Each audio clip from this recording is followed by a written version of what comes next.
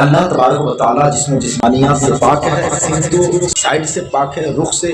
पाक है, उसके लिए कोई जिहत नहीं, तो जिहत व जिहाद से वो पाक है। तो चूँकि इस कलिमा से अल्लाह तबारक व तआला के लिए एक तरह से जिहत साबित होती है कि अल्लाह ऊपर है, तो फिर नीचे कौन है, बाएं तरफ कौन है, दाएं तरफ कौन है, पीछे आगे नीचे कौन है, तो हर जगह अल्लाह मौजूद है, इस तरह बोला करें।